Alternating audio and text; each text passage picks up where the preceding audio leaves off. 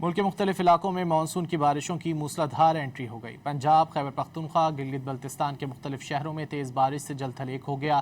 لاہور، سیالکوٹ، ٹوبہ ٹیک سنگھ، پشاور، گلگت بلتستان کے مختلف علاقوں میں بادل ٹوٹ کر برسے۔ موسم کی صورتحال پر رپورٹ دیکھتے ہیں۔ پنجاب، خیبر پختونخوا اور دیگر علاقوں میں مونسون کی بارشوں کا سلسلہ جاری ہے۔ تیز بارش سے لاہور کے کئی علاقوں میں پانی جمع ہو گیا، سڑکیں تالاب بن گئی، انڈر پاس میں بھی پانی بھر گیا۔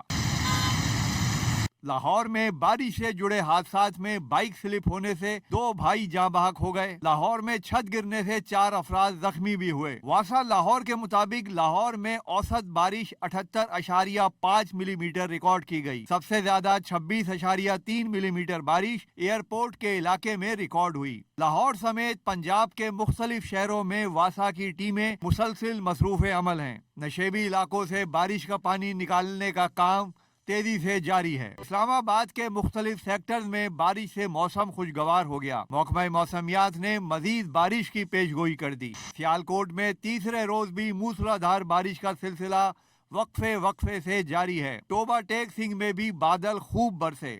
گلگت بلتستان کے مختلف اضلاع میں سیلابی صورتحال ہے۔ بارش سے مکانات، پل، سڑکیں متاثر ہوئی ہیں۔